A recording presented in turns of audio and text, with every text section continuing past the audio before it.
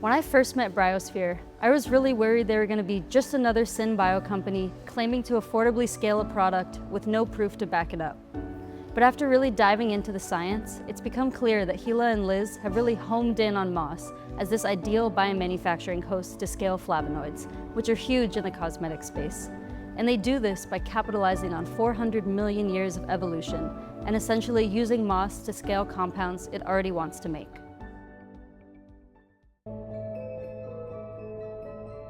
Most people, when they think of moss, don't think of much at all. It's small, it's very humble, but actually if you look around, it's really ubiquitous.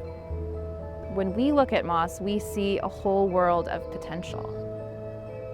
Moss evolved from green algae about 400 million years ago. It was the first land plant to emerge from water onto land, and part of that evolution meant it also had to evolve the rudimentary building blocks to make complicated plant compounds that could then protect itself from the UV radiation of the sun. There is an absolute treasure trove of bioactives in the plant kingdom.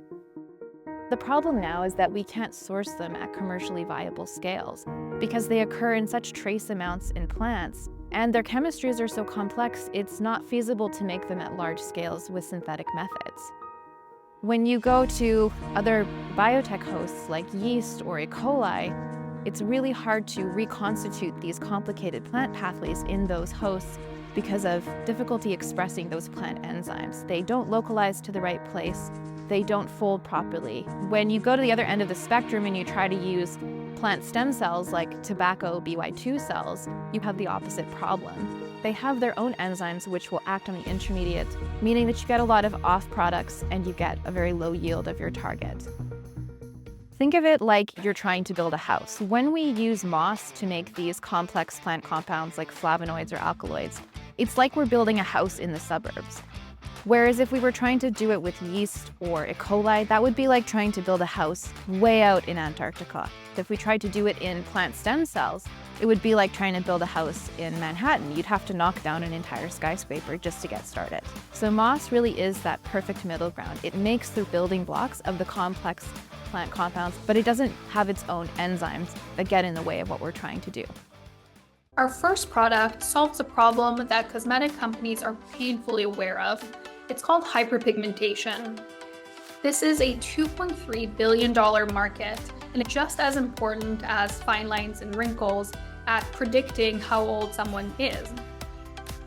Bryobright, our breakthrough product, is 3 times more effective at treating hyperpigmentation than one of the leading ingredients out there currently on the market. It can be included into hundreds of different formulations and is poised to break into the $43 billion anti-aging cosmetics market. Many cosmetic companies have researched this compound, but it can't be scaled up today. That's where we come in.